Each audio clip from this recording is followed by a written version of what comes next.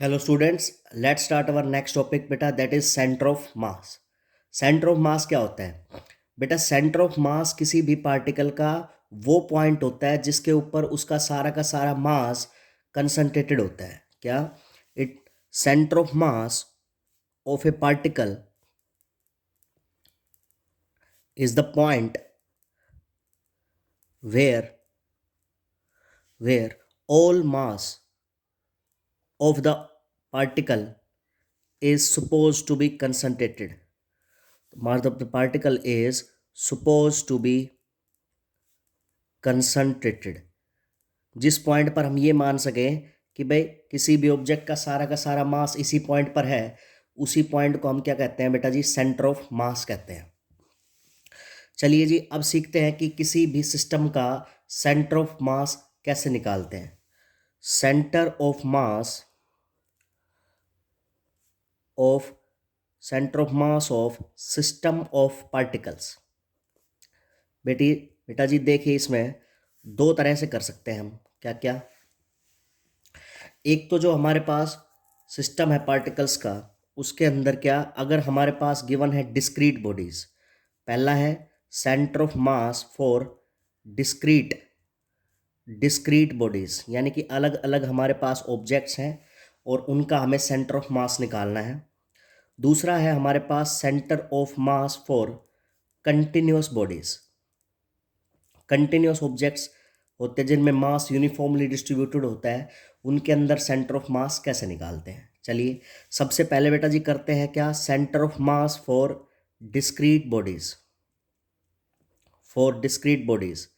चलिए इसमें सबसे पहला जो केस होता है ना बेटा, वो होता है अगर हमारे पास दो पार्टिकल हो किसी भी सिस्टम के अंदर। क्या? फॉर एग्जांपल, जैसे मान लीजिए हमारे पास ये एक्सिस है, यहाँ पर एक मास रखा हुआ है m1 और यहाँ पर एक दूसरा मास रखा हुआ है क्या, m2। ये ओरिजिन है बेटा, ये हमारी y एक्सिस है और ये हमारा क्या है, x एक्सिस है। मान लीजिए m1 जो है उसके कार्टेशियन कोऑर्डिनेट्स हैं कितने, x1 और y1, और जो m2 है उसके कार्टेशियन कोऑर्डिनेट्स हैं वो कितने हैं, x2 और y2। तो इन दोनों का सिस्टम का जो हमारे पास सेंटर ऑफ मास होगा, उसका फॉर्मूला है बेटा, जो x कोऑर्डिनेट होगा किसका, सेंटर ऑफ मास का, that will be equal to m1 x1 plus m2 x2 divide by m1 plus m2। तो जो सेंटर ऑफ मास है उसका x कोऑर्डिनेट आ गया। ऐसे ही y कोऑर्डिनेट निकालेंगे, वो हमारे पास कितना आएगा बेटा जी, m1 y1 plus m2 y2 divide by m1 plus m2। अगर दो पार्टिकल है तो ये हो जाएगा हमारे पास। अगर मोर देन टू पार्टिकल्स है, सपोज हमारे पास n मासेस है, ठीक है, यहाँ पर m1 है, यहाँ पर m2 है, यहाँ पर m3 है, यहाँ पर m4 है। ये हमारे पास m1 मास है, इसके कोऑर्डिनेट्स है x1 y1। ये कोई m2 मास है, इसके कोऑर्डिनेट है x2 और y2। ऐसे ही ये m3 मास है, इसके कोऑर्डिनेट है x3 और y3।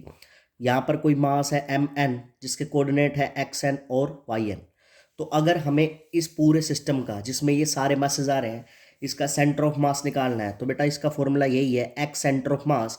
जो सेंटर ऑफ मास होगा उसका x coordinate, that will be equal to m1 x1 plus m2 x2 से लेकर कहाँ तक, plus mn xn divided by जो सारे मासेस है उनका सम, नहीं m1 प्लस m2 से लेकर mn तक। तो ये हमारे पास कैसे निकलेगा, सेंटर ऑफ मास का x कोऑर्डिनेट यहाँ से कैलकुलेट कर लेंगे। सिमिलरली अगर हमें y कोऑर्डिनेट कैलकुलेट करना है तो हमारे पास हो जाएगा बेटा जी m1 y1 plus m2 y2 से लेकर कहाँ तक, mn yn डिवाइडेड बाय सारे मासेस का सम, यानी m1 प्लस m2 से लेकर कहाँ तक बेटा जी, mn तक।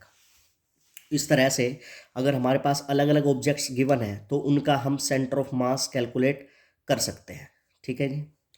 अगर मान लीजिए बेटा जी, अगर हम पोजीशन वेक्टर की फॉर्म में कैलकुलेट करना चाहते हैं, फॉर एग्जांपल मान लीजिए ये हमारे पास कार्टेशियन एक्सिस गिवन है, ये एक्स एक्सिस है और ये कितनी, ये वाई एक्सिस है और ये क्या है, एक्स एक्सिस। यहाँ पर कोई मास है m1 जिसका पोजीशन वेक्टर गिवन है हमें r1 वेक्टर। यहाँ पर कोई मास है m2, उसका पोजीशन वेक्टर गिवन है क्या, r2 वेक्टर। और यहाँ पर कोई मास है m1 mn जिसका पोजीशन वेक्टर है कितना बेटा जी, rn वेक्टर। तो जो सेंटर ऑफ मास होगा उसका जो पोजीशन वेक्टर निकालेंगे, यानी कि position vector of centre of mass, that will be equal to m1 r1 vector plus m2 r2 vector से लेकर mn वेक्टर और divided by m1 plus m2 से लेकर mn तक।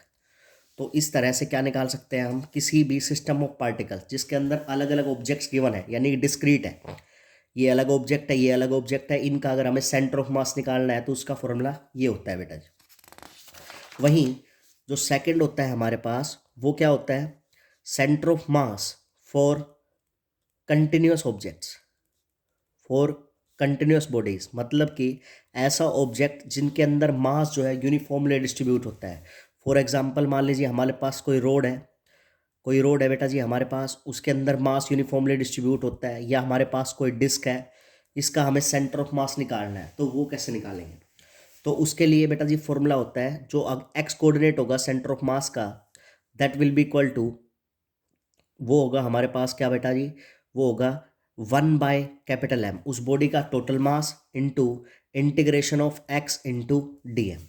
ठीक है, कोई डी एम स्मॉल मानेंगे, स्मॉल एलिमेंट मानेंगे जिसका मास कितना है डी एम और उसका एक्स कोऑर्डिनेट है कितना बेटा जी एक्स, तो उसका सेंटर ऑफ मास निकालने का फॉर्मूला होगा 1/टोटल mass of the object integration of x into D m. ऐसे ही वाई अगर निकालना है कोऑर्डिनेट किसका, सेंटर ऑफ मास का, तो उसका फॉर्मूला हो जाएगा 1/m integration of Y into D M. तो ये हमारे पास फॉर्मूले हैं किसके, सेंटर ऑफ मास के। तो इस तरह से कोई भी अगर डिस्क्रीट बॉडी है या कोई भी कंटिन्यूस ऑब्जेक्ट है, हम उसके लिए निकाल सकते हैं क्या बेटा जी, सेंटर ऑफ मास। चलिए एक एक एग्जाम्पल देख लेते हैं। फॉर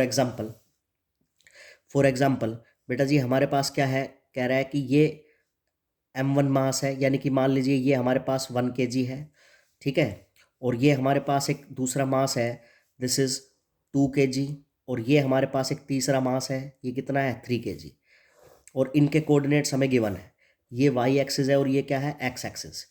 मान लीजिए इसके कोऑर्डिनेट है वो है क्या, कितने बेटा जी, ये 1, और ये कितना है बेटा जी हमारा 3, ये हमारा 3 है और ये 1 है।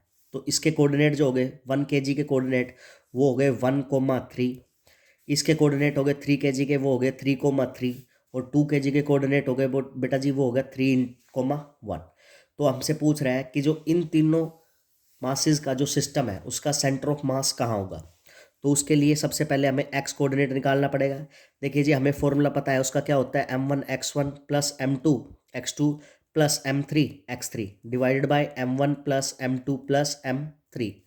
बेटा m1 कितना है 1 kg है, उसका एक्स कोऑर्डिनेट कितना है 1, प्लस m2 कितना है, इसको मान लेते हैं हम m2, ये कितने का है 2 kg का है और इसका एक्स कोऑर्डिनेट कितना है 3, प्लस m3 है वो 3 kg का है और उसका एक्स कोऑर्डिनेट भी कितना है 3। तीनों मास का सम कितना होगा 3 + 2 + 1, ये हो गया बेटा कितना 6। तो जो एक्स कोऑर्डिनेट आया सेंटर ऑफ मास का वो कितना आएगा, ये 9 + 6 15 16/6 8/3, ये तो आया एक्स कोऑर्डिनेट। बेटा ऐसे ही वाई कोऑर्डिनेट भी निकाल लेंगे किसका, सेंटर ऑफ मास का। सेंटर ऑफ मास का जो वाई कोऑर्डिनेट होगा वो कितना होगा m1 × y1, यानी 1 × 3 प्लस 2 × 1 प्लस 3 × 3, और डिवाइड बाय टोटल मास कितना है भाई इनका 6 kg है। तो ये कितना आया 9 + 2 11 11 + 3 14 डिवाइड बाय 6 7/3। तो सर आपसे पूछा जाए कि x और y कोऑर्डिनेट कितने हैं सेंटर ऑफ मास के, तो ये कितना आया है हमारे पास 8/3 और 7/3। x का ये वैल्यू है और y की ये वैल्यू है। इस तरह से हम क्या कैलकुलेट कर सकते हैं जी, सेंटर ऑफ मास। ऐसे ही फॉर एग्जांपल अगर हमारे पास मान लीजिए कोई रोड गिवन है, एक रोड है हमारे पास जिसका टोटल मास हमें गिवन है, ठीक है, वो कैपिटल M है और हमें निकालना है इसका सेंटर ऑफ मास कहाँ होगा। तो इसके लिए सबसे पहले हमने क्या मान लिया, मान लीजिए ये एक्सिस है हमारी, ये एक्स एक्सिस है और ये कौन सी है बेटा जी वाई एक्सिस। इस पॉइंट को हमने क्या मान लिया, ओरिजिन मान लिया। यहाँ से x डिस्टेंस दूर मैंने एक स्मॉल एलिमेंट मान लिया, x डिस्टेंस दूर जिसकी लेंथ कितनी है भाई dx है, ठीक है। अब ये जो एलिमेंट है मान लीजिए इसका मास कितना है dm, तो इसके कोऑर्डिनेट कितने हो गए, देखो y तो इसके लिए 0 हो गया और x की वैल्यू कितनी हो गई इसके लिए x। तो x जो सेंटर ऑफ मास होगा that will be equal to 1/m integration of x into D M. मान लीजिए इस पूरे रोड की जो लेंथ है टोटल वो हमारे पास कितनी है बेटा जी, एम है। तो देखो एक्स सेंटर ऑफ मास कैसे निकालेंगे इसका, 1/कैपिटल एम तो टोटल मास है, एक्स इसका कोऑर्डिनेटर, डी एम की वैल्यू कितनी हो गई इस स्मॉल एलिमेंट में। देखिए टोटल मास कितना है इसका, कैपिटल एम, तो पर मास पर यूनिट लेंथ कितना हो गया, एक यूनिट लेंथ में मास कितना हो गया, m/l, और dx लेंथ में कितना मास हो गया, m/l इंटू डी एक्स। तो इसको हम लिख सकते हैं m/l इंटू डी एक्स। बेटा जी एक्स सेंटर ऑफ मास कितना हो गया, 1/m, ये m कॉन्स्टेंट है, l कॉन्स्टेंट है, तो दोनों बाहर आ गए, और इंटीग्रेशन कितनी है इसकी, x into d x. Sir ji अब हमें dx की वैल्यू पुट करनी है, कहाँ से कहाँ तक, देखिए इस एंड पर x की वैल्यू कितनी है, 0, और जब x यहाँ तक हो जाएगा तो x की वैल्यू कितनी हो जाएगी, l, यानी 0 से लेकर l तक। x सेंटर ऑफ मास कितना आया, m से m कैंसिल हो गया बेटा जी, यहाँ से बचा 1/l, और x का इंटीग्रेशन हुआ x²/2, 0 से लेकर l तक। तो x सेंटर ऑफ मास कितना आ गया, 1/l, l पुट करेंगे तो ये आया l²/2।